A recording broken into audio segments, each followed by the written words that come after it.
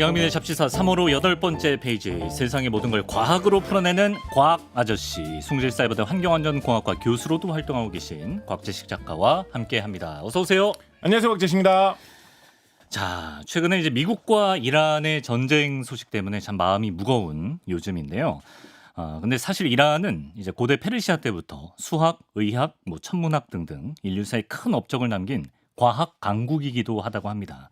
그래서 오늘은 또 과학 시간이니까 이란을 우리가 좀 다르게 접근해서 이란의 어떤 역사 속 또 현재의 과학 기술에 대해서 이야기를 나눠보도록 하겠습니다. 사실 페르시아라고 하면 페르시아 카펫, 천일야화, 페르시아 전쟁, 마라톤 이런 키워드가 먼저 떠오릅니다만 굉장한 과학 강국이었다고 하는데 특히 천문학이 발달했다고 하더라고요. 그렇습니다. 네. 페르시아의 역사가 정말 오래오래 거슬러 올라갑니다. 그러니까 이란이라고 지금 우리가 부르는 나라를 옛날에는 페르시아라고 불렀다라고 하면 크게 오차는 없습니다. 지금 이란의 주류인 민족, 주류인 언어를 흔히 페르시아어를 쓰는 사람들 이런 식으로 많이 부르거든요. 네. 그런데 이란은 의외로 페르시아어를 안 쓰는 인구도 꽤나 많아요. 그러니까 이란이라는 나라가 우리가 이란 이라크 전쟁 이런 거에 좀 익숙하고 하다 보니까 약간 좀 작은 나라처럼 느끼는 경향도 없잖아 있는데 나라 하나 이런 느낌으로 느끼는 경향도 있는데 네. 사실 이란이 되게 큰 나라입니다. 엄청 크죠. 예, 인구도 한 거의 1억 가까이 되니까 인구도 작지는 않고요. 그 인구가 옛날부터 그렇게 많은 인구였거든요. 그리고 땅 넓이도 지금 꽤나 넓거니와 네. 고대에는 그야말로 제국, 페르시아 제국이라고 할 수 있을 정도로 중동 지역을 다 석권하고 지금의 튀르키예라든가 이집트, 아프리카 땅까지 혹은 인도의 일부 이런 지역까지도 한때는 점령한 적이 있을 정도로 굉장히 큰 대제국을 어떻게 보면 세계 최초로 세웠던 나라이기 때문에 굉장히 큰 거대 제국의 그런 후손들 같은 그런 느낌이 사실은 강하게 있습니다. 네. 그러니까 이란의 이 페르시아 제국이 어느 정도로 큰 나라였느냐라는 거를 생각을 해보면 키루스 대왕이라는 사람 때 나라가 본격적으로 되게 커졌다라고 이야기를 많이 하거든요. 키루스 대왕. 네, 키루스 대왕하고 이 사람의 후계자의 후계자의 후계자인가 할 수 있는 사람으로 시대는 그렇게 멀지 않아요. 근데 키루스 대왕의 후계자인 다리우스 대왕. 이 두 사람 시대에 굉장히 나라가 넓어져가지고 네. 그때 거의 이란이면 인도, 파키스탄 이쪽에 가까이 있는 중앙아시아하고 접해 있는 나라잖아요. 네. 그런데 아프리카 지역에 이집트 지역까지도 뻗어나가는 그런 엄청난 크기의 나라로 넓히게 되거든요. 네. 이 키루스 대왕 이 사람이 이렇게 큰 나라를 세운 때가 진시황이 중국을 통일했던 것보다도 한 300년 정도 앞섭니다. 그러니까 이 사람이 이런 대제국을 건설했을 때는 지상에서 이 정도로 큰 나라가 세워진다라는 게 가능할까? 라는 걸 사람들이 거의 상상도 못했을 시절에 전대미문이네요. 처음으로 엄청난 거대한 제국을 세우는데 성공한 인물이 이 키루스 대왕이었고 그렇다 보니까 이 사람은 그러니까 실제로 어떤 일을 한 거하고는 좀 상관없이 자기가 좀 내세우고 보여주고 싶은 모습이라는 게 있잖아요. 예를 들어서 조선시대 임금님 같은 분들은 조선시대 문화상 글씨를 잘 쓴다라든가 부모님께 항상 나는 효성스럽다. 그렇죠. 이런 거를 되게 강조하잖아요. 네. 신하들도 맨날 아부할 때 그런 이야기를 하고 우리 임금님은 정말 효성스럽고 이런 얘기를 하잖아요. 네. 예를 들어 그에 비해서 징기스칸이나 이런 인물들은 되게 무섭고 강하고 말 잘 타고. 앞에 딱 등장하면 다들 겁나가지고 이렇게 굽실굽실하고 이런 게 자신의 멋이라고 생각했잖아요. 예. 근데 이 키루스 대왕 같은 경우에는 자신의 어떤 자신이 보여주고 싶어하는 모습을 관대하다는 거를 되게 중시했어요. 관대함이 미덕이었다. 네, 그거를 실제로 별로 안 그러니까 실제로도 안 관대할 때도 있었겠죠. 사람이 이상 그죠? 근데 그거를 되게 보여주려고 노력을 많이 했어요. 나는 관대하다. 그 분이 아까 키루스 대왕의 후계자 된 사람이 다리우스 대왕이라고 말씀드렸잖아요. 예. 다리우스 대왕의 아들이 바로 그 나는 관대하다 300에 나온 그 영화 속에 나온 그 왕입니다. 그 사람 이집트 사람 아니었나? 그 약간 영화에서 좀 이국적인 느낌을 주려고 그렇게 한 거야. 나는 관대하다. 그 사람 이란 사람. 그래요. 네, 똥하네. 페르시아 사람. 예. 그 사람이 그 영화에서는 약간 뭐랄까요? 약간 이모탭인가 그 사람? 아니 그 사람은 이모탭 아니고 크세르크세스. 크세르크세스. 왕인데 예. 그 사람이 영화 속에서는 그걸 약간 반어법적으로 나는 관대하다 이런 식으로 나오죠. 실제로 관대한 분이에요, 그분이. 그분이 이제 안 관대한 일도 했지 물론 왕이니까 예. 안 관대한 일도 했는데 했는데 자신의 어떤 이 제국을 건설한 네. 이 키루스 대왕 때부터의 전통으로서의 네. 관대함을 강조하는, 그러니까 이게 어떻게 보면 작전이죠. 그렇게 서로 문화가 다른 나라를 엄청 언어도 다르고 문화도 다르고 종교도 다르고 다 다른 나라를 다 합쳐 놓았는데 네. 그 사람들을 뭐 좋은 게 있어야지 다른 사람 그 많은 사람들이 말 들을 거 아닙니까? 예. 내가 이란 사람 말 왜 들어야 되는데 예. 뭐 아프리카에서 뭐 튀르키예에서 다 그렇게 생각할 거 아니에요. 근데 이 사람이 나는 관대하기 때문에 너희들 내가 최대한 인정해 줄게. 그리고 그렇게 하면서 과거에 어떤 압제를 받았던 사람들 있죠. 네.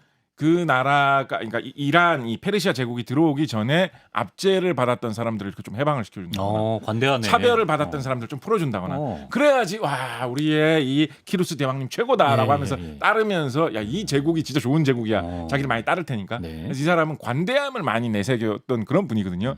그러다 보니까 원래 이 중동 지역에 특히나 요 과거의 이 수메르 지역 이런 옛 지역에서부터 유구하게 내려오는 천문학과 수학의 깊은 전통이 있었잖아요. 예. 그것들을 다 잘 빨아들여가지고 통합을 잘 한 거예요. 그래서 굉장히 뛰어난 그런 천문학 수준을 갖출 수 있었고 그런 그렇구나. 것들을 체계적으로 잘 마련할 수 있었던 것입니다. 예.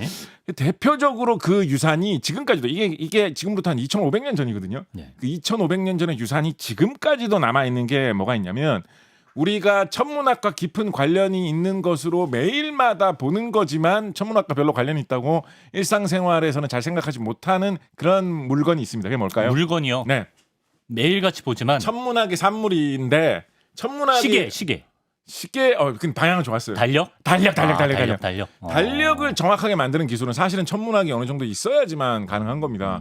우리가 뭐 쉽게 생각하는 거 1년은 365일이다. 365일이 지나면 태양이 있는 위치가 제자리로 돌아오면서 정확하게는 지구가 태양을 도니까 지구가 그 자리로 돌아오는 거죠. 예. 그렇게 되면서 같은 계절이 돌아온다라는 거를 지금 우리는 상식으로 알고 있지만 옛날에 선사시대 때 그런 걸 모를 때는 같은 계절이 태양이 돌아오는 게 300일인지 320일인지 330일인지 360일인지 어떻게 알겠습니까? 그렇죠. 그걸 정확하게 측정을 해가지고 우리가 정밀하게 측정을 해보니까 태양의 각도가 딱 맞아 떨어지는 게 365일째에 딱 맞아 떨어진다라는 걸 알게 되는 거죠.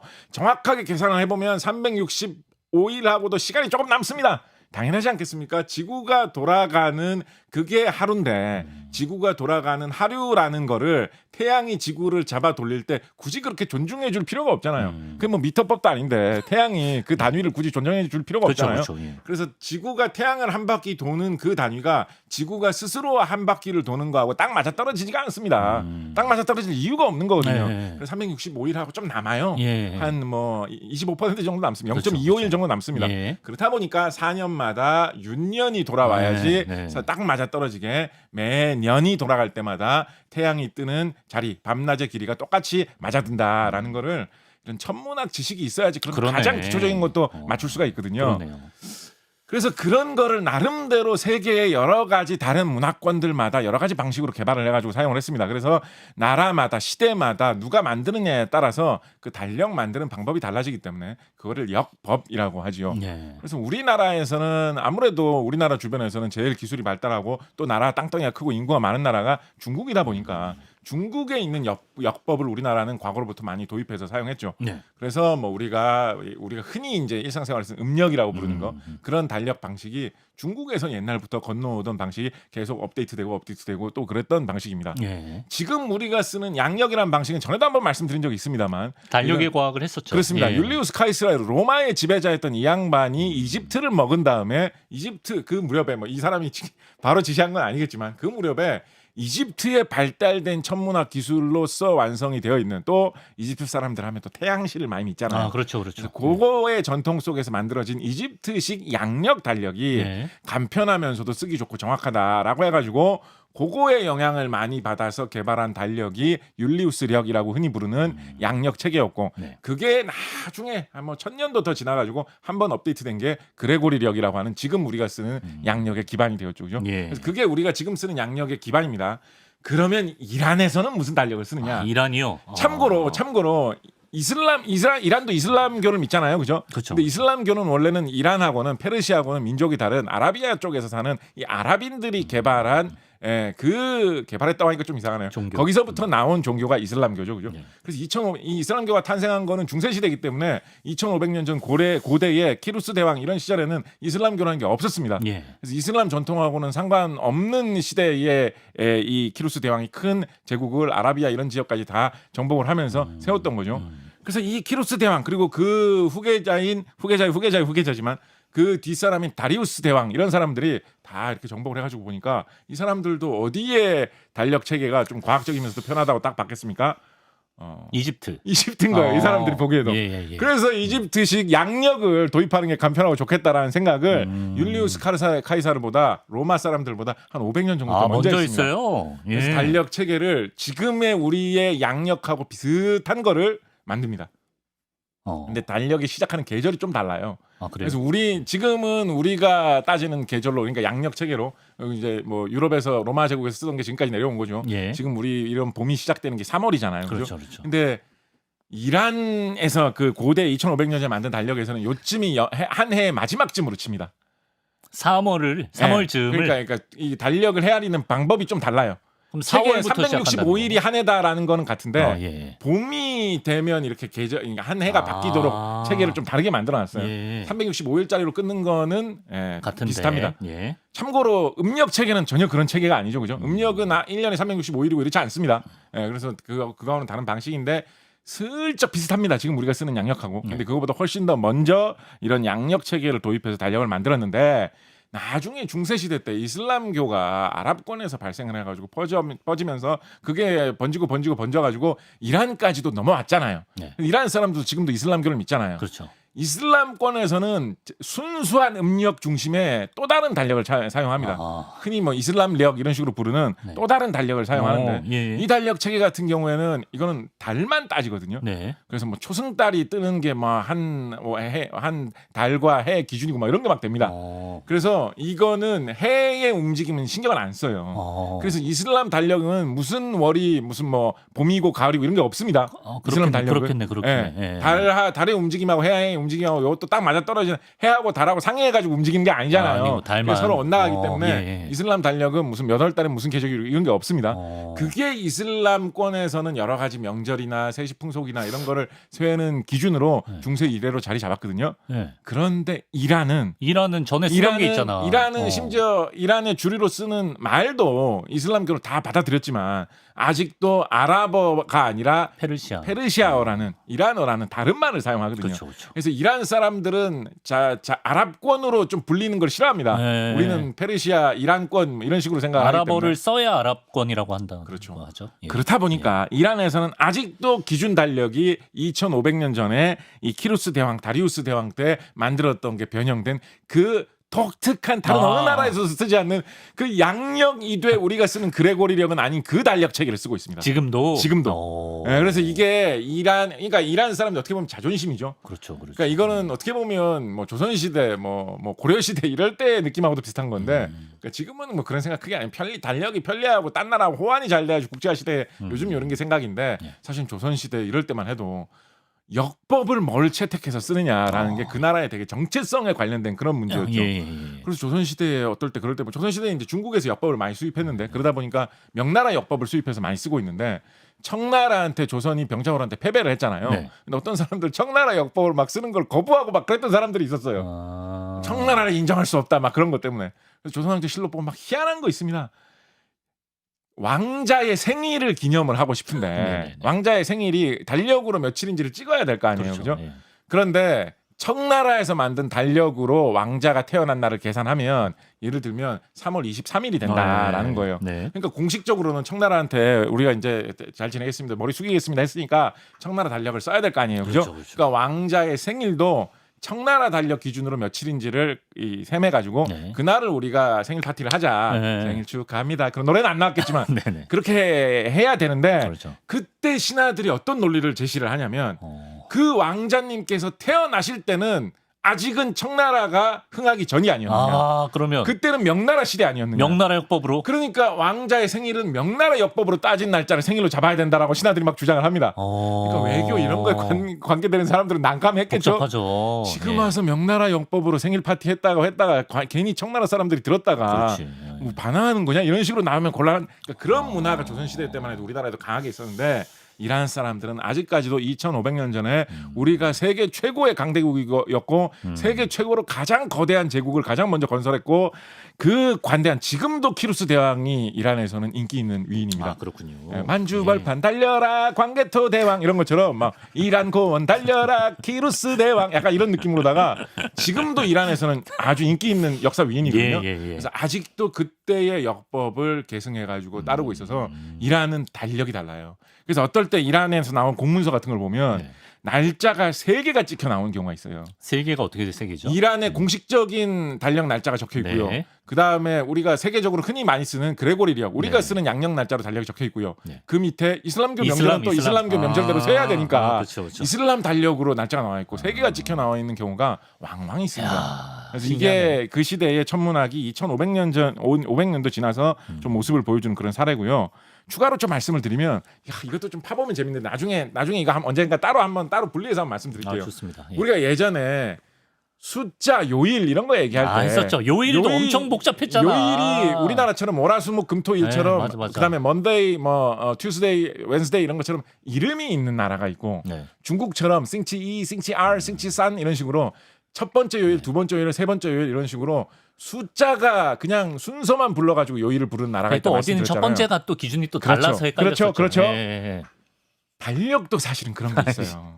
우리는 월에 이름이 없잖아요. 그냥 예. 1월, 2월, 3월, 4월이잖아요. 그러니까 요일은 우리는 이름이 있는데 월은 또 우리는 이름을 안 붙였어. 아, 그죠? 그러네. 생각해보니까 이름이 우리는 아니네. 월에는 이름이 없어요. 그냥 네네. 1월, 2월, 3월, 4월이에요. 네. 일본도 마찬가지고 중국도 마찬가지죠. 그죠? 그렇죠. 근데 영어 것만 해도 월에 이름이 있어요. 아, 그러네요. January, February. January가 무슨 뜻입니까?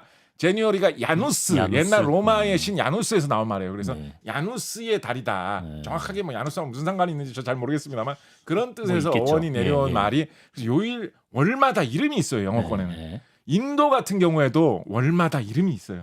그러니까 그런 거 외우려면 되게 복잡하죠, 그죠? 영어 외울 때 월 이름 외우는 거 좀 잘 안 외워지잖아요. 그래서 그런 게 나라마다 다 있는데 이 이란 달력 같은 경우에도 2,500년 전에 그 키루스 대왕 시대의 문화를 반영해서 만든 정확하게 말하면 다리우스 대왕 이후 시대의 그 문화를 반영해서 만든 지금 좀 변형되긴 했습니다만 그 세계 어디에서도 잘 쓰지 않는 달의 이름을 따로 쓰고 있습니다. 그래서 이게 이 사람들의 아주 굳건한 천문학적인 전통을 아직까지도 자존심을 지키고 있다라는 것을 나타낸다라는 본인들이 거죠. 가장 강했을 때의 정체성이네요.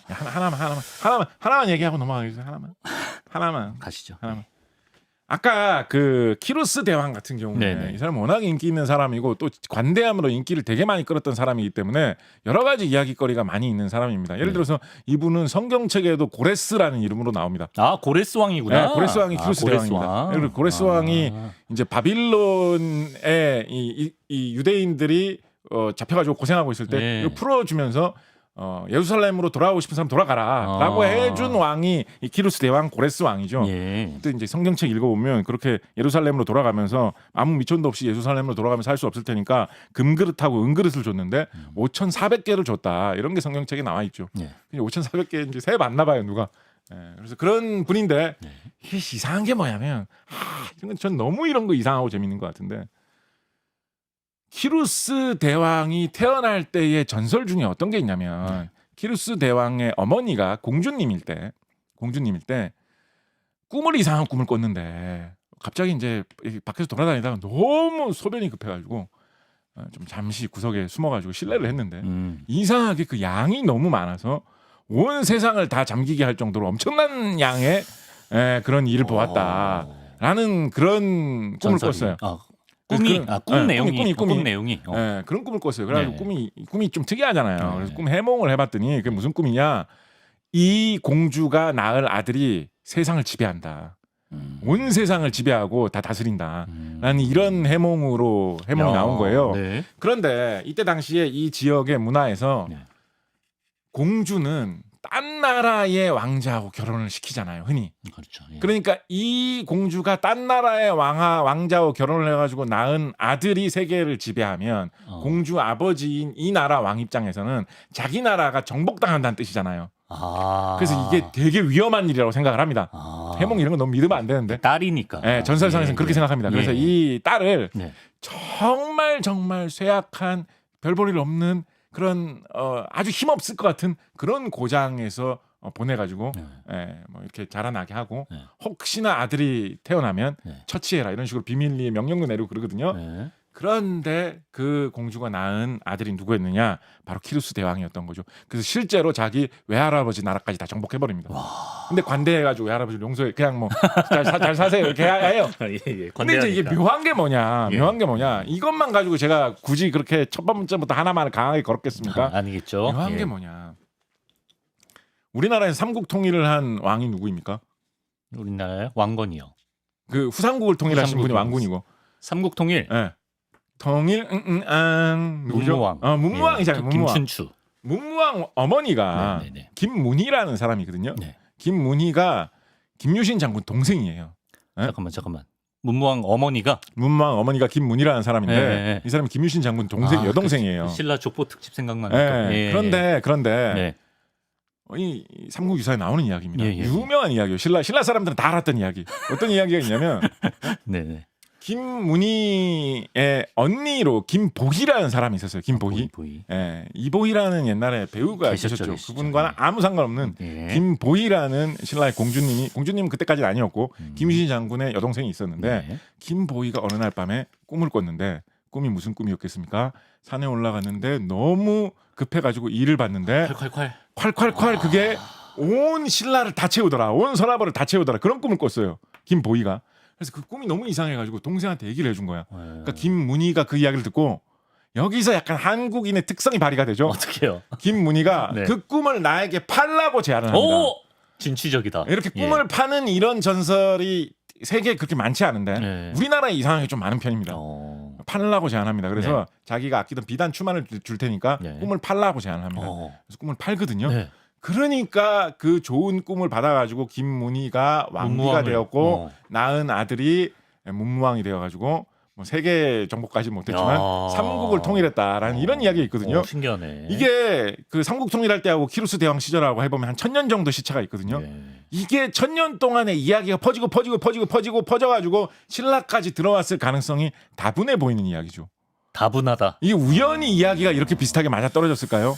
사람의 본능 속에 꿈속에서 그렇게 뭐 소변을 많이 보면 위대해진다는 이런 신기하다. 의식이 그냥 본능적으로 생겨날까요? 저는 이거는 퍼져 나온 이야기라고 생각을 퍼졌다. 합니다. 한반도까지. 예. 그래서 신라 시대 때 이런 서역, 네. 중앙아시아 이런 네. 지역하고도 간접적 교류가 꽤나 많이 있었기 때문에 그렇죠. 예. 제가 보기에는 그냥 좋은 꿈 꿔가지고 문무왕 어머니가 그렇게 좋은 대로 시집 왔다 네. 이런 거 하고 뭐 언니한테 꿈을 샀다 요 정도 내용만 있었는데 그럼 도대체 무슨 꿈을 꿨길래 그렇게 좋았는데 라는 거는 사람이 왕비님 꿈 이야기가 뭔지 사람들이 어떻게 알겠습니까? 그렇죠. 그런 상황에서 약간 가장 잘 나갔던 사람. 페르시아 케이스. 그렇죠, 상인들이 약간 그거는 살짝 이렇게 토크하면서 MSG를 쳐가지고 좀 끼워서 들어온 이야기이지 않았을까라고 저는 좀 추측을 해봅니다. 신기하네 진짜.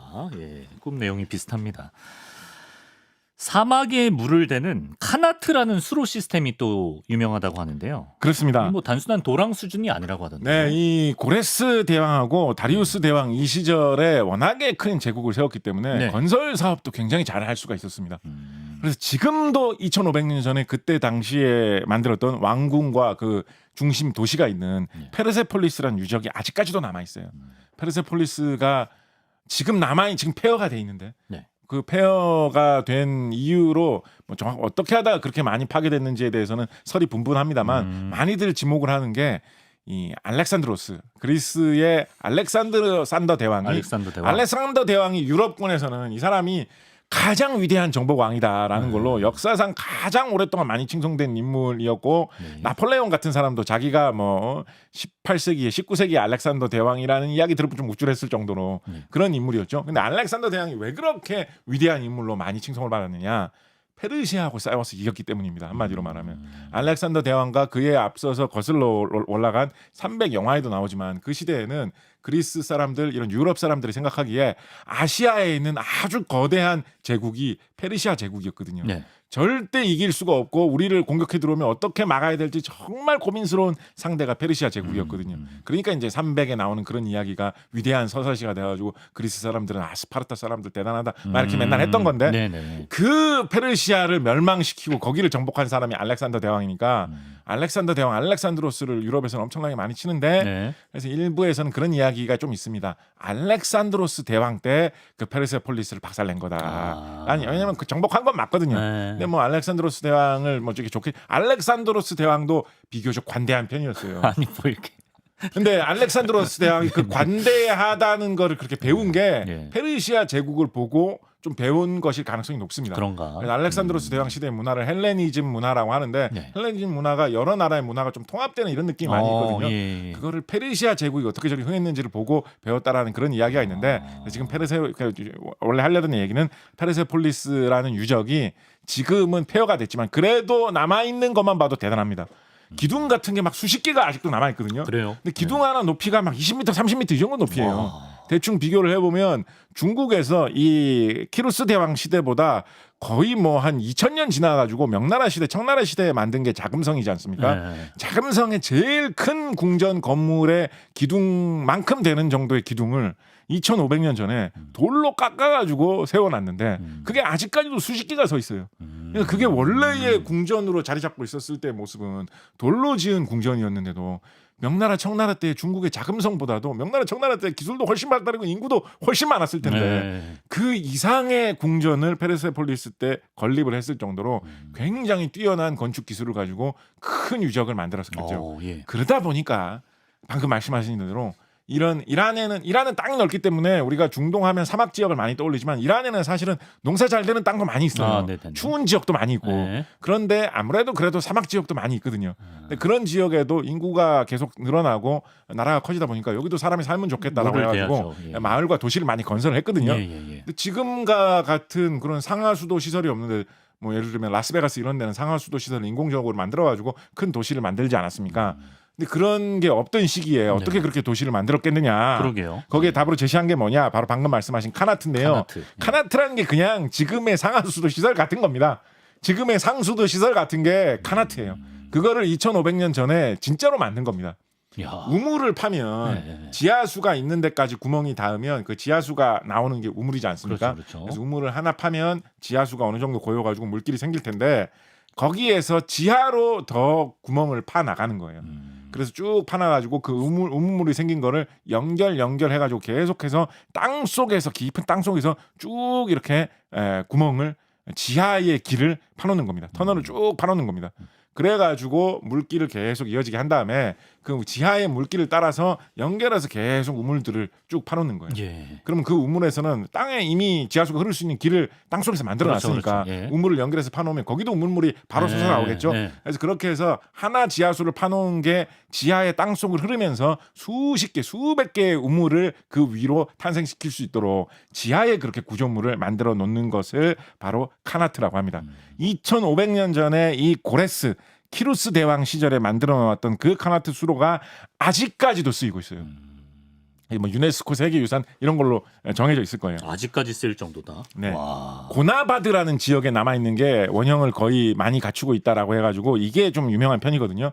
총 연장 33km 길이로 이걸 땅속에서 팠고요. 거기에 연결해 놓은 우물의 개수가 400개가 넘습니다. 그래서 그야말로 거대한 상수도 체계 같은 거를 2500년 전부터 만들어가지고 그런 것을 만들었기 때문에 사막 위에 있는 도시도 가능해졌던 거죠. 그러니까 이제 이렇게 지하로 안 하면 물길을 땅 위로 뭐 이렇게 그냥 도랑만 파도 물 흐르는데 우리나라에서 뭐 농촌에 이런 제논의 물대기 이런 속담 있죠. 우리나라에는 네. 우리나라에는 물길을 이렇게 파면 그 길 따라서 이렇게 물이 흘러와가지고 논에다가 물 댈 수 있잖아요. 네. 근데 우리나라에서는 그렇게 해도 물길이 되는데 이 이란에서는 그걸로는 왜 부족했느냐? 사막 땅에 가기 위해서는 땅 위로 물길을 내면 물이 오다가 다 그냥 말라가지고 물길이 끊어져 버리거든. 물이 없어져 버리거든요. 네네. 그러니까 그런 지하 공사를 어마어마한 규모로 했어야 했던 것입니다. 참고로 그렇게 카나트 같은 거를 잘 만들어가지고 지하의 상수도를 만들면 중간에 사막밖에 없는 지역인데도 물을 펑펑펑펑 많이 나오게 해가지고 거기를 아름다운 무슨 예를 들면 꽃밭이라든가 정원이라든가 이런 걸로 만들 수도 있을 거 아닙니까? 네. 그죠? 그렇게 꽃밭이나 정원 같은 거를 잘 만든 다음에 벽으로 주위를 둘러싸가지고 좀 이렇게 아늑한 공간으로 만든 그런 곳을 고대 페르시아 사람들이 이런 벽이 있는 정원, 요즘으로 치자면 좀 뭐라고 불러야 될까요? 약간 좀 뭐랄까요? 동네 공원 중에서 좀 좋은 공원을 좀 뭐라고 하죠? 좋은 공원? 예, 하여튼 뭐 예를 들어서 뭐 그런 뭐 그런 둘레길 뭐 약간 이런 느낌으로다가 특별하게 그렇게 좀 잘 개발해 놓은 좋은 벽으로 공원을, 둘러싼 공원. 벽으로 둘러싼 공원이다. 정원, 예. 벽공원이다. 약간 이런 느낌으로다가 네. 쓰던 페르시아의 단어가 뭐였는지 아십니까? 아, 파라다이스입니다. 파라다이스. 아 진짜요? 네. 낙원. 페르시아 사람들이 그냥 좀 좋은 공원이라는 뜻으로 쓰던 말이 와. 파라다이스였는데 오. 그거를 지나다니는 다른 사람들이 보니까 네. 사막 한 군간에 그런 게 있는 게 진짜 그 파라다이스지. 지하에서 땅에서 물길을 파가지고 그런 걸 만들었다는 걸 지나가던 사람들이 보면 상상이나 했겠습니까? 네. 어떻게 저런 게 가능할까를 생각하다가 야, 그 이란에 갔다가 페르시아에 갔다가 그 야 파라다이스 공원 봤냐? 진짜 멋지더라. 딴 데는 거기 그 주변에는 다 목말라가지고 사람들이 다 괴로워하는 죽음의 땅인데 거기 가면 막 꽃이 만발해 있고 사람들 다 물 펑펑 마시고 너무 좋아. 지상 낙원이야. 예, 그런 식으로 말을 하다가 파라다이스라는 말이 어. 지금 우리나라에 무슨 모텔이나 호텔 이름으로도 많이 쓰이는 단어지 않습니까? 많죠. 예, 예. 근데 이제 페르시아에서 온 단어다라고 보시면 되고요. 예. 이런 식으로 이 고대 페르시아 시대에 그리고 뭐 그 이후로도 페르시아가 가지고 있던 그런 뛰어난 건축 기술 그거의 유산으로 많이 내려오던 말로 또 어떤 것도 세계 여러 곳에 많이 퍼져가지고 쓰이는 말이 있냐면 맞추고 싶다. 페르시아 사람들이 궁전 같은 거 이런 거 잘 지었다고 말씀드렸잖아요. 페르세폴리스 예. 대표적이고. 예. 근데 궁전 같은 데 보다 보면 뭐 우리나라에는 그런 게 많지는 않은데 정자 같은 거를 우리나라에도 그런 거 있구나 생각해 보니까 정자 같은 거를 궁전에는 좀 이렇게 장식 삼아 재미삼아 지어 놓잖아요. 궁전 내부에요. 네, 궁전 내부에. 우리나라에도 뭐 예를 들면 뭐 창덕궁이나 경복궁 이런 데 가면 경복궁의 후원에 보면 향원정 같은 정자 같은 게 있죠. 네. 정자 같은 거는 아무런 실용적인 의미가 없는 그런 공간이지 않습니까? 그냥 가가지고 그냥 있으면서 좋다 하는 그런 공간이지 않습니까? 네. 근데 그런 정자 중에서 좀 되게 작고 실용적인 의미가 아. 없고 그냥 들어갔다가 나왔다가 하는 게 간편한 그런 조그마한 이런 뭐 말하자면 좀 부스처럼 생긴 작은 그런 정자 모양의 건물을 페르시아 사람들이 쿠스라고 불렀어요. 쿠스. 쿠스? 네, 쿠스라고 네. 불렀어요. 네. 그런데 이거를 튀르키예 사람들이 보고 네. 튀르키예에서는 이거를 좀 말을 번역을 해가지고 꿰스크라고 불렀습니다. 꿰스크. 꿰스크? 예, 그래서 이 튀르키예 사람들이 꿰스크라고 부르는 거를 유럽 사람들이 보고 뭐라고 불렀겠습니까? 키오스크라고 했어요. 키오스크. 아 키오스크. 키오스크가 페르시아 이란에서 온 말입니다. 와. 지금 우리가 뭐 그 뭐죠? 지금은 주로 그 컴퓨터로 무슨 주문하는 거 이런 거를 주문기계. 키오스크라고 하죠. 왜 그죠? 키오스크가 되지 그거는? 예.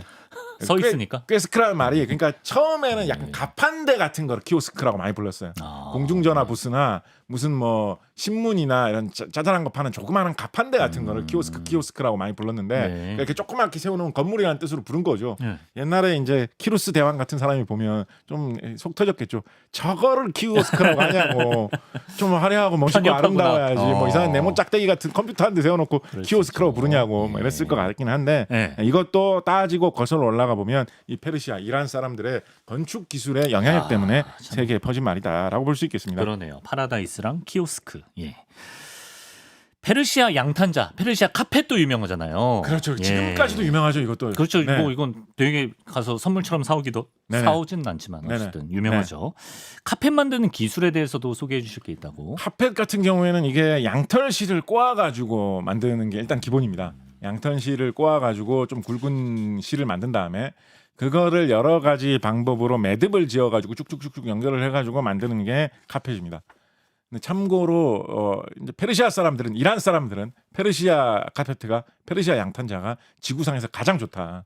2,500년의 역사와 전통을 가진 최고의 양탄자다라고 주장을 하고요. 예. 튀르키예 사람들은 양탄자를 전 세계로 유행시킨 거는 튀르키예, 터키, 오스만 이런 시절에 유행된 거다. 네네네. 튀르키예가 세계 최고다라고 좀 주장을 합니다. 어. 튀르키예 매듭짓기 방식하고 이 페르시아식, 이란식 매듭짓기 방식이 달라요. 아, 서로 예. 방향이 막 반대고 이렇습니다.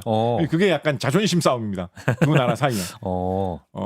참고로 그거 말고 또 세계적인 양탄자 대국이라고 주장을 하고 싶어하는 나라가 중국입니다. 중국. 아 그래요? 예, 옛날에 뭐 그런 거 뭐 전통 좋은데 거의 돗자리 아니에요? 요즘 거기는? 현대 시대에 그러니까 양탄자 중에서도 예. 뭐 돗자리야 뭐 중국에 무슨 수촨성 이런 데서 뭐 옛날부터 잘 만들죠. 그런데 예. 중국에서 근데 대량 생산해가지고 전 세계 사람들의 그런 바닥을 까는 거 뭐 이런 거는 대량 생산 제품을 해야 되는데 그거 중국산 이상으로 잘할 때가 있냐고. 네네. 그래서 저 중국하고 네. 이 이란하고 사이에 있는 나라가 파키스탄이잖아요. 파키스탄. 그래서 네. 파키스탄을 주무대로 활동하는 국제 밀수단이 밀수하는 주요 제품 중에 하나가 양탄자입니다. 중국에서 대량 생산된 양탄자를 사와가지고 중국산. 이란으로 넘기는 거예요. 이란으로 넘긴 다음에 이란 시골 같은데 어디 한 10년만 묵혀놓으면 그게 이제 이란산 장인이 수작업으로 만든 양탄자로 둔갑을 시킬 수가 있거든요. 아, 진짜로. 그래서 파키스탄을 무대로 활동하는 파키스탄 사람들은 의외로 이런 거 별로 많이 안 이런 뭐 범죄자들이 많지는 않은 것 같은데 국제 밀수단이 파키스탄에 가가지고 그런 거를 저지를 정도로 예. 아직까지도 이란 양탄자는 뛰어난 제품으로 인정을 받고 있습니다. 네. 이런 전통이 생긴 이유 중에 하나는 사실은 어떻게 보면 수학, 기하학이 발달했기 때문인데요. 네? 그래요? 양탄자 무늬는 우리가 양탄자 무늬에 양탄자라는 걸 우리 그냥 딱 떠올렸을 때 드는 거는 양탄자에다가 무슨 뭐 엘사나 무슨 뭐 안나가 이렇게 있고 뭐 뽀로로가 거기 서 있고 이런 그 사람 모양이나 자연의 모양이 양탄자의 세계적인 모양을 잘 안 떠올리잖아요. 기하학적인 양탄자의 네. 모양 뭔가 복잡한 기하학적인 뭐니 뭐 B급 모양, 원 모양, 사각형, 삼각형, 뭐 다이아몬드 모양 이런 게 막 융합되어 있는 희한한 여러 가지 복잡하고 오묘하고 무슨 모양으로 입으로 잘 말하기도 어렵지만 그렇죠. 하여튼 예. 색깔이 오묘하게 눈 겹쳐가지고 어지러운 희한한 모양이 되는 예. 그런 게 양탄자의 전통적인 모양이라고 그렇죠, 많이 그렇죠. 생각하잖아요. 예. 이란에서 기하학, 수학이 많이 발달됐기 아. 때문에 이런 모양을 규칙적으로 만드는 기술들이 중세 이래로 되게 많이 발달한 거예요. 더군다나 이거를 실을 꼬아서 이 모양을 만들려면 모자이크를 만들 때나 현대의 컴퓨터 그래픽에 픽셀 하나하나 점 하나하나를 찍어가지고 전체 그림을 만드는 것처럼 한 땀 한 땀 무슨 실이 어디로 어떤 규칙으로 들어갔을 때 이게 다 완성되면 전체적으로 어떤 모양이 된다라는 거를 계산을 해가지고 그 규칙대로 이거를 짤 수가 있어야 그러네요, 되거든요. 진짜. 그래서 이런 기하학, 이런 수학적인 계산 이게 잘 발달돼 있었기 때문에 네. 페르시아 양탄자가 굉장히 뛰어난 제품으로 발전할 수가 있었고 그래서 지금도 당연히 페르시아에서 이제 제일 비싸게 나오는 제품이 이제 장인이 수작업으로 진짜 양털실 꼬아가면서 만드는 제품인데요. 뭐 당연히 이제 이란 사람들도 현대에 들어와서 기술을 많이 발전시켰기 때문에 요즘에 이런 것도 기계화가 많이 그렇겠죠, 됐습니다. 그렇겠죠. 사람이 일일이 예. 손 안 끄고 기계가 막 돌아가면서 이런 기계로 이 양탄자 만드는 이런 제품도 많이 나와 있는데 네. 아까 뭐 신라 얘기도 했습니다만 이란하고 우리나라가 교류가 사실은 70년대 80년대만 해도 되게 많았던 편이었거든요. 아, 7, 80년대요. 네, 되게 많았던 편이었거든요. 네. 그래서 우리나라하고 이란하고 교류가 다시 또 많아지는 그런 평화 시대가 오면 한국에서 발달한 이런 자동화 기계나 로봇 산업 이런 거를 잘 활용을 해가지고 그런 이란의 그런 양탄자 업체하고 합작을 해가지고 예. 한국의 기계 설비 로봇을 들고 가서 더 품질이 좋으면서도 수작업의 느낌이 잘 살아있는 그렇지만 대량 생산이 되는 이런 페르시아 양탄자를 한국 기업과 합작으로 만드는 미래 이런 걸 생각해 볼 수. 그래서 실제로 저기 그 지금 우리 강남에 보면 테헤란로 있지 않습니까? 아, 있죠. 그거를 그 길이 처음 생길 때 테헤란 시장이 서울을 방문했기 때문에 그걸 기념해서 붙인 이름이거든요. 이란에 뭐 서울이 있다면서요. 네, 예. 그래서 뭐 사실은 한때는 세계에서 태권도를 제일 잘하는 나라가 우리나라일 것 같지 않습니까? 우리나라죠. 근데 이란에서는 이란이 세계에서 태권도를 제일 잘한다고 합니다. 이란하고 우리 그러니까 태권도 선수권 대회 하잖아요. 네. 그럼 항상 이란하고 우리나라가 맨날 싸웁니다. 아, 이란이 태권도를 엄청나게 많이 해요. 그래요. 이란 사람을 혹시 서울에서 만나 보시면 네. 혹시 어릴 때 태권도 도장 다녀봤냐 물어보면 네. 거의 대부분 다 한 번은 그 다녀봤다고 정도예요? 할 정도로 이란의 태권도 인기가 엄청 많습니다. 아, 대장금도 거기서 막 90% 나오고 막 그렇죠. 그랬잖아. 그래서 맞아. 70년대, 80년대에 이란하고 우리나라가 관계가 되게 좋았고 그 후로도 우호적인 관계가 잘 이어졌었는데 네. 평화 시대가 와가지고 교류가 다시 좀 많아지면 좋겠다라는 꿈도 꿔보고요. 네. 넘어가기 전에 하나만 갈 길이 먼데요. 좀 짧게 할게요. 하나만. 가시죠. 예. 아까 페르시아 양탄자 이야기 예, 했잖아요. 예. 근데 희한한 게 뭐가 있냐면 일본에 가면 일본의 도다이지 동대사라는 절에 네. 옛날부터 있었던 절에 일본 왕실의 그런 귀중품을 보관해 놓은 창고가 하나가 있습니다. 네. 이 창고를 흔히 이제 한자어식으로 읽어서 우리나라에서는 정창원이라고 부르죠. 아. 정창원에 아주 옛날부터 일본 왕실이 귀중하게 보관해 놓은 물건들이 많이 쌓여 있거든요. 예. 거기에 쌓여 있는 물건 중에 뭐가 있느냐? 페르시아. 양탄자도 있어요. 양탄자. 근데 양탄자가 있는데 양탄자를 만든 네. 양탄자를 판매한 판매자 상표가 거기에 붙어 있거든요. 예. 그 옛날이지만 판매자 상표가 예. 있어요. 예. 판매자 상표가 있는데 판매자 상표가 어느 나라 산이냐? 어느 나라 산이겠습니까? 페르시아. 신라산입니다. 신라산. 아 신라산. 네, 신라산 양탄자가 지금 일본에 보관돼 있는 게 45장이 보관이 돼 있습니다. 근데 모양이 페르시아 양탄자 같아요? 페르시아 양탄자 같이 생긴 것도 몇 개 있어요. 진짜로? 저 좀 전혀 다른 것도 있습니다. 이건 좀 너무 단순하잖아. 이거는 이제 페르시아 양탄자하고 최대한 비슷하게 만들려고 했지만 너무 복잡하다. 야 이거는 수학의 기초가 있지 않으면 못 만들겠다. 그래서 훨씬 단순한 모양으로 만든 것도 있고요. 예. 진짜 페르시아 양탄자처럼 생긴 것도 있습니다. 그래서 신라의 어느 가게에서 만든 거를 우리가 사왔다라는 게 표시가 돼 있기 때문에 거기에 보면 자초랑댁이라는 말이 적혀 있는 것도 있어요. 네. 그래서 자초랑이라는 게 랑자가 이제 여성을 뜻하는 무슨 그 낭자 이런 거 할 때 낭자거든요. 그래서 자초랑이라는 게 아마 그 집의 여성 사장 이름일 것으로 추정을 하고 있습니다. 그래서 신라의 여성 인명이 남아 있는 게 많지 않은데 무슨 뭐 선덕여왕, 진덕여왕, 진성여왕 이런 사람하고 몇 명 남아 있는데 그 중에 한 명 이 카페트 만들어가지고 카페 양탄자 장인이네. 만들어가지고 판매한 회사 사장 이름으로 자초랑이라는 사람 이름이 남아 있습니다. 자초랑이 장인. 이름도 멋있어요. 자자가 보라색이라는 뜻의 자색이라는 뜻의 자자고요. 초자가 풀초자거든요. 그래서 보랏빛 약간 자스민 이런 거 생각나지 않습니까? 보랏빛 풀 아가씨 약간 이런 뜻이 자초랑이라는 아니 말이에요. 일이랑도 어울려요. 네, 그래서 자초랑댁이라는 신라의 양탄자 메이커가 있었는데 아마도 페르시아 사람한테 배워왔겠죠. 그렇겠죠. 최치원이 쓴 시 시리즈 중에 향악잡영이라는 시가 있습니다. 이게 최치원이라는 사람이 신라의 특이한 그런 음악과 춤을 시로 표현한 건데 네. 그 시 시리즈 중에 속독이라는 제목의 시가 있어요. 속독. 예, 그 이상한 뭐 푸르죽하게 생긴 가면을 쓰고 추는 희한한 춤인데 이게 제목이 왜 속독이냐? 사실 정확하게 해독은 안 되고 있습니다. 예. 학자들마다 의견이 분분한데요. 가장 정설로 많이 퍼져 있는 의견이 속독이라는 게 당시 중앙아시아에서 활동했던 소그드인을 한자로 표시한 게 속독이다라고 많이 보고 있거든요. 근데 이 소그드인이라는 게 이란계 민족입니다. 아 그렇습니까? 그래서 소그드인들이 남긴 유물 같은 게 발해 유적에서도 좀 나옵니다. 그래서 아마도 추측을 해보기로는 소그드인 이런 사람들이 중앙아시아에서 왔다 갔다 교류를 하면서 발해나 신라의 이런 페르시아, 이란의 문물을 많이 전해줬겠죠. 그렇다 보니까 이게 신라로까지 넘어와가지고 신라의 자초랑 같은 사람이 저거 내가 직접 만들면 더 잘 만들겠다라고 생각을 해가지고 페르시아식 양탄자를 약간 신라화해서 만들기 시작한 게 일본으로 수출된 게 지금까지 남아 있는 거죠. 자초랑 어감이 좋네요. 그렇습니다. 약간 경주 이런 데서 좀 브랜드로 개발해봐도 그러니까 좋지 않을까? 그 생각했어요. 약간 섬유나 이쪽에서. 참고로 이제 양탄자라는 말이 있잖아요. 그런데 이제 영어로는 그런 양탄자 같은 거를 이제 러그라고 하잖아요. 러그. 러그라는 말은 어느 나라 말에서 뿌리를 두고 있는지 아십니까? 쉬워요. 스웨덴? 스웨덴입니다. 이 바이킹하고 이 스칸디나비아 쪽에서 쓰던 말이 러그인데요. 원래 아시던 거예요? 아니면 이제 스웨덴 지식을 수집하고 계신 스웨덴 거예요? 지식을 계속 수집하고 있습니다. 감사합니다. 스웨덴에서 유래한 것 중에 우리에게 친숙한 게 무엇일까? 그 노력 수집하고 감사드립니다. 있습니다. 그래서 이제 바이킹족들도 이런 가죽으로 된 그렇죠, 무슨 이런 깔개 뭐 덮개 이런 거 많이 했지 않았겠습니까? 그래서 그런 거를 이제 러그라고 불렀는데 뭐 그런 여러 가지 카펫도 요즘은 러그라고 부르게 됐다라고 얘기할 수 있겠죠. 시간은 다 찼고요. 벌써요? 지금 할 얘기가 할 게 많은데. 진짜 많은데. 일단 아직. 뭐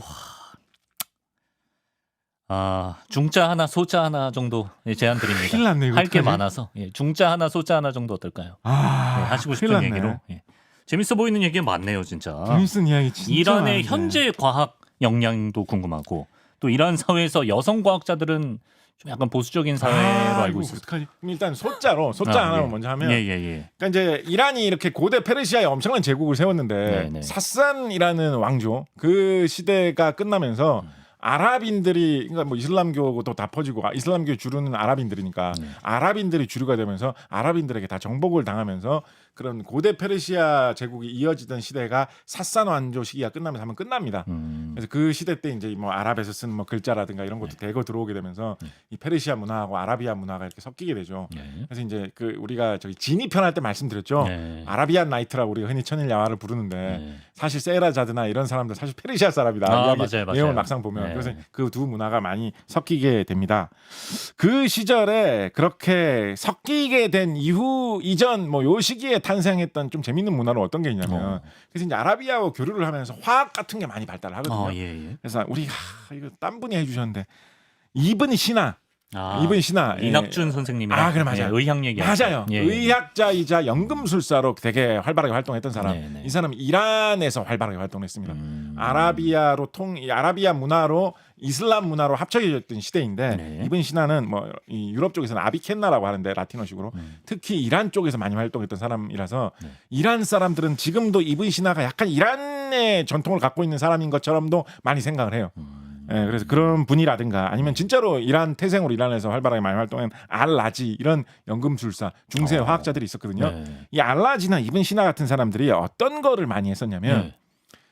옛날부터 사람들 술을 많이 마셨을 거 아닙니까? 그렇죠, 근데 그 당연히. 술을 잘 끓여가지고 온도를 잘 맞춰서 물에 끓는 점보다 알코올에 끓는 점이 더 낫다는 사실을 이용을 해가지고 잘 끓여내면 조금씩 순수한 알코올만 뽑아낼 수 있다라는 거를 알아내가지고 예. 이 사람들이 순수한 알코올을 분리하는 거를 해냈습니다. 네. 그래서 알코올이란 말 자체도 이게 아랍어 단어예요. 알코올. 알코올이죠. 예. 알 이런 게 아랍어에 관사지 않습니까? 예. 그래서 알코올이란 말도 아랍어인데. 근데 이건 이제 알코올을 그렇게 만드는 방법을 이 이란계 학자들이 중세 시대 때 만들어낸 거예요. 근데 이 사람들 막 실험하고 막 연금술하고 이랬겠죠.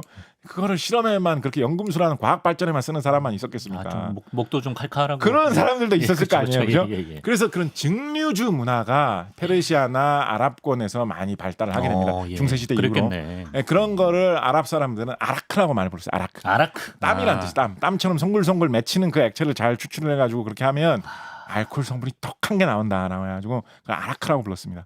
이 아라크가 그러니까 페르시아에도 아라크가 많이 퍼져 있었어요.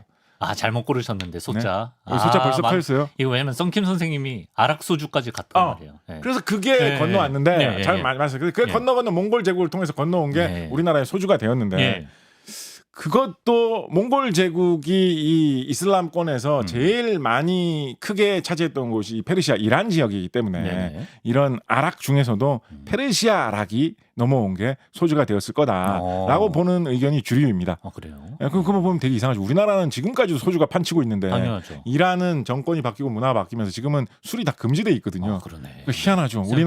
우리나라가 소주를 배워온 나라에서는 그게 지금 안 되고 있는데 소주라는 또 연결고리가 있었네요. 그렇습니다. 이거 소자 잘못 써먹었네. 아니야. 그러면 잠깐만. 그러면 그냥 넘어가 힘드니까 이게 약간 덧붙인 우리는 안 약간 힘든데. 조그마한 걸로 이건 예. 사사한 거지. 뭐. 알겠습니다. 그래서 아까 그 사산이라는 그 사산 이란의 왕조. 옛날부터 페르시아를 이렇게 계승해 오던 그 왕조가 이 아랍인들의 침입을 받아가지고 이제 망했다라고 말씀드렸잖아요. 그래서 망하다 보니까 그 망하던 시절에 구원 요청을 여기저기다 많이 했을 거 아니에요. 그렇겠죠. 그래서 나중에 구원 요청을 하다가 구원 요청을 하러 어디까지 가느냐? 중국까지 갑니다. 중국까지요? 왜냐하면 파키스탄 지나고 하면 중국이 나오니까. 가깝죠. 그래서 중국까지 갑니다. 중국에 갔을 때 그때 중국이 어느 나라 시대냐? 당나라 시대였어요. 그래서 당나라 태종 때도 이란 사람들이 오고 당나라 고종 때도 이란 사람들이 옵니다. 그래서 당나라 태종 때 이란 사람들이 와가지고 당나라에서 조금만 도움을 주시면 우리가 그 병사를 데리고 쳐들어가가지고 아랍 사람들을 몰아내고 우리나라를 다시 지키겠습니다. 도와주십시오라고 당나라 태종이라든가 당나라 고종 이런 사람들한테 부탁을 하거든요. 당나라 태종한테 부탁을 하러 갔던 사람들은 실패했을 거예요. 왜? 이참에 중국인들이 이참에 우리가 중동까지 진출할 절호의 기회다라고 해서 도와줬을 수도 있잖아요. 근데 당나라 태종은 왜 너무 멀어서 돌아와줄 수 없었겠죠, 그죠? 그게 제일 큰 이유인데 티베트를 넘어서 도와준다는 게 쉬운 일입니까?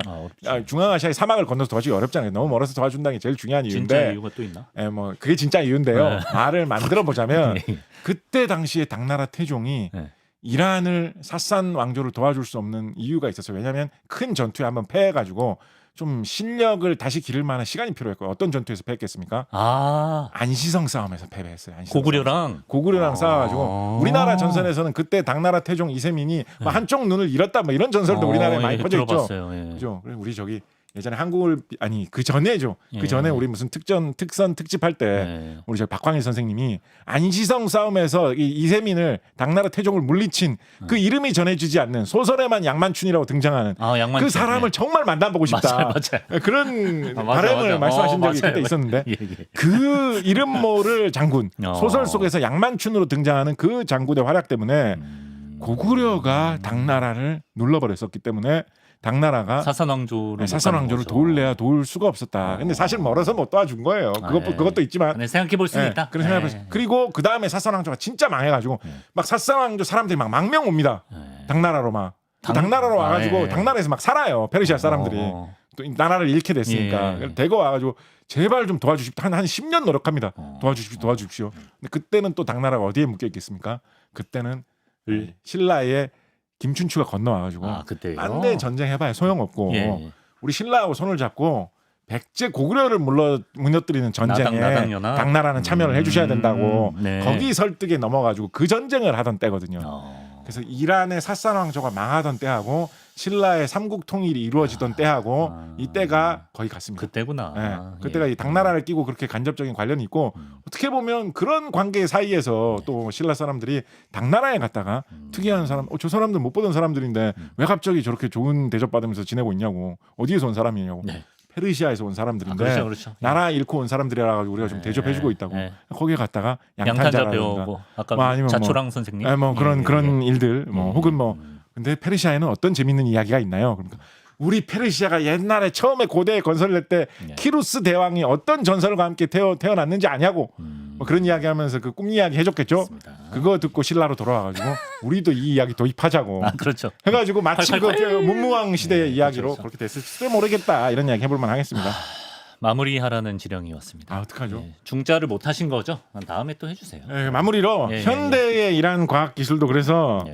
여러 가지 형태로 많이 발달이 되어 있습니다. 이란이 인구가 많고 수학의 전통이 되게 강하기 때문에 여러 가지로 많이 발달해 있습니다. 예.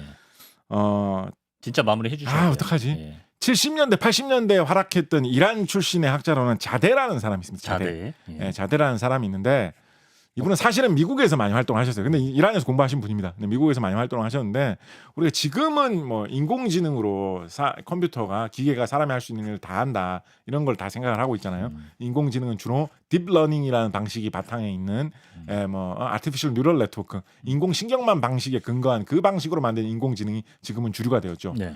그런데 80년대, 90년대에는 이거 옛날 기억나시는 분들은 이 이야기, 이 말 들어보신 적 있으실 거예요. 80년대, 90년대에는 기계가 사람하고 비슷하게 하기 위해서는 기계가 사람이 말하는 두리뭉실한 거를 소화하게 해줘야 된다라는 쪽으로 발상이 전개된 적이 있습니다.